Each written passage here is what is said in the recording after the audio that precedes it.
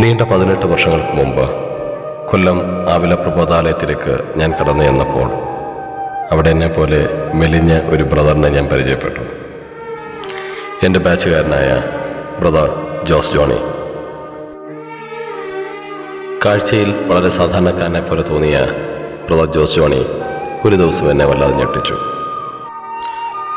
Central Lucius higher secondary സ്കൂളിൽ commerce വിഭാഗത്തിൽ ഏറ്റവും കൂടുതൽ മാർക്ക് നേടിയ വിദ്യാർത്ഥിയായി ജോസ് ജോണി ബ്രോ ഞങ്ങളുടെ സെമിനാരിയിൽ നിന്ന് മെറിറ്റ് അവാർഡ് നേടാനായി സ്കൂളിലേക്ക് പോകുന്ന വാർത്ത കേട്ടാണ് വാസ്തവത്തിൽ ഞാൻ ശരിക്കും ഞെട്ടിപ്പോയത്. തൻ്റെ പഠന മികവിലോ നേട്ടങ്ങളിലോ ഒന്നും ഒരിക്കലും അഹങ്കരിക്കാതെ എപ്പോഴും എളിമയോടെ ഞങ്ങളോട് പെരുമാറിയിരുന്ന, തന്നെ ഏൽപ്പിക്കുന്ന ഏതൊരു ഉത്തരവാദിത്വവും വളരെ ആത്മാർത്ഥതയോടെ ചെയ്തിരുന്ന ഒരു ബ്രദർ. സെമിനാരിയിലെ അക്കാലത്തെ എല്ലാ ആഘോഷങ്ങൾക്കും ചുക്കാൻ പിടിച്ചിരുന്ന ഒരു നല്ല ലീഡർഷിപ്പ് ക്വാളിറ്റിയുള്ള ഒരു ബ്രദർ. ബഹുമാനപ്പെട്ട റോൾഡനച്ചൻ തൻ്റെ അങ്കിളാണെന്ന യാതൊരു ഹുങ്കും ബ്രദറിന് അന്ന് ഉണ്ടായിരുന്നില്ല. കാലങ്ങൾക്കിപ്പുറവും കൊല്ലം രൂപതയിൽ ഒരു വൈദികനായിട്ടും ഞങ്ങളുടെ ബാച്ചിൽ ഒരുമിച്ച് പഠിച്ച എല്ലാ സുഹൃത്തുക്കളുമായിട്ടും ഈ ബന്ധം ഇങ്ങനെ തകരാതെ മുന്നോട്ട് പോകുവാൻ കാരണം ജോസച്ച അങ്ങ് കാരണമാണെന്ന് ഞാൻ വിശ്വസിക്കുന്നു. ഏത് കാര്യങ്ങളും വളരെ ആത്മാർത്ഥവും ക്രിയാത്മകവുമായി ചെയ്യുവാൻ ആഗ്രഹിക്കുന്ന ഒരാൾ. അതാണ് ജോസ് ജോണി അച്ഛൻ. പ്രിയപ്പെട്ട ജോസ് ജോണി അച്ഛ, the Rowlan Ruby, the day of atonement മുതലായ നമ്മൾ ഒരുമിച്ച് അഭിനയിച്ച നാടകങ്ങൾ എങ്ങനെയാ മറക്കാൻ കഴിയുക? ജീവിതത്തിൽ ഒരിക്കലും ഒരു ട്രോഫി പോലും കിട്ടിയിട്ടില്ലാത്ത എനിക്ക് നമ്മുടെ ആവില പ്രബോധാലയത്തിലെ അവസാന വർഷം ആർട്സ് ഡേ കഴിഞ്ഞ് ഞാൻ ചോദിച്ചു, ജോസ് ബ്രോ, എനിക്ക് കിട്ടുമോ കലാപ്രതിഭാ പുരസ്കാരം? അന്നത്തെ മത്സരങ്ങളുടെ പോയിന്റ് നിലയൊക്കെ കണക്കുകൂട്ടി നമ്മുടെ സ്റ്റഡി ഹാളിലിരുന്ന് എന്നോട് പറഞ്ഞത് ഇപ്പോഴും എൻ്റെ മനസ്സിൽ മായാതെ നിൽക്കുന്നുണ്ട്. എൻ്റെ ചേട്ടൻ്റെ വിവാഹത്തിന് വന്നതും എൻ്റെ വിവാഹത്തിന് കടന്നു വന്നതുമൊക്കെ ഞാൻ ഒരിക്കലും മറക്കില്ല കേട്ടോ. ഒരിക്കൽ ജോസച്ചൻ എന്നോട് പറഞ്ഞു, ഞങ്ങൾ നിങ്ങളുടെ പരിപാടിക്ക് വരുന്നത് പോലെ നിങ്ങൾ ഞങ്ങളുടെ പരിപാടിക്ക് വരുമ്പോഴും ഞങ്ങൾക്ക് ഒരുപാട് സന്തോഷമാണ്.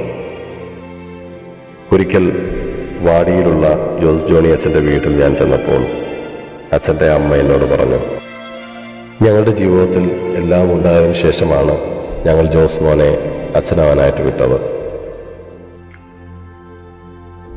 പ്രിയപ്പെട്ട ജോസച്ച, സത്യം പറഞ്ഞാൽ അന്ന് അമ്മച്ചി പറഞ്ഞ ആ വാക്കുകൾ കേട്ടപ്പോൾ എൻ്റെ കണ്ണുകൾ വല്ലാതെ നിറഞ്ഞൊഴുകി കേട്ടോ.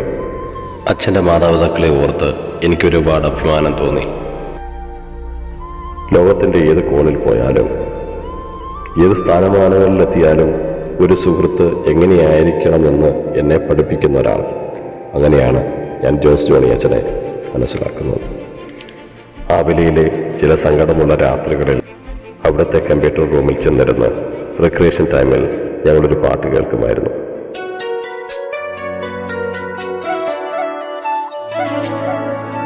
ഒരു ഗീതമെൻ്റെ മനസ്സിൽ വരുന്നുണ്ട്, നീ വരാതെങ്ങനെ മുഴുവനാകും. പ്രിയപ്പെട്ട ജോസ് ജോണി അച്ഛ, വർഷങ്ങൾക്ക് മുമ്പ് നമ്മളൊരിക്കൽ കണ്ടുമുട്ടിയപ്പോൾ അച്ഛൻ എന്നോട് ചോദിച്ചു, നിനക്ക് ഞങ്ങളോട് ഇത്രയ്ക്ക് സ്നേഹമുണ്ടായിരുന്നോ? ജോസച്ച, മരിച്ചാലും മറക്കാൻ കഴിയാത്ത കുറേ ഓർമ്മകൾ ആ ആവില പ്രബോധാലയം എന്ന് പറയുന്ന വിതക്കളത്തിൽ നമ്മൾ വിതച്ചു അല്ലേ? ആ ഓർമ്മകളെ എങ്ങനെയാണ് ഞാൻ മരിച്ചാലും മറക്കുക? ഞാൻ ഓരോ ബലിയിലും പങ്കുകൊള്ളുമ്പോൾ 1000 ഓർമ്മകൾ എൻ്റെ മനസ്സിൽ പുനർജനിക്കാറുണ്ട്. ആ ഓർമ്മകളിൽ നിങ്ങളെല്ലാവരുമുണ്ട്, നിങ്ങളെ ഓർക്കാറുമുണ്ട്, പ്രാർത്ഥിക്കാറുമുണ്ട്. പ്രിയപ്പെട്ട ജോസച്ച, ലോകത്തിൻ്റെ ഏത് കോണിലാണെങ്കിലും നമ്മൾ ഒരുമിക്കുമ്പോൾ ഈ പ്രപഞ്ച സുന്ദരമാണ്. അങ്ങയുടെ സ്നേഹത്തിനും സൗഹൃദത്തിനുമൊക്കെ ഞാൻ എങ്ങനെയാണ് നന്ദി പറയുക? ജോസ് ജോണി അച്ഛ, ഈ ജന്മദിനത്തിൽ അങ്ങയുടെ മാതാപിതാക്കളെയും സഹോദരനെയും ബന്ധുമിത്രാദികളെയുമൊക്കെ തമ്പുരാൻ സമൃദ്ധമായി അനുഗ്രഹിക്കട്ടെ. ഹൃദയത്തിൽ നിന്നും എൻ്റെ പ്രിയ സുഹൃത്തിന് 1000 ജന്മദിനാശംസകൾ നേർന്നുകൊള്ളുന്നു.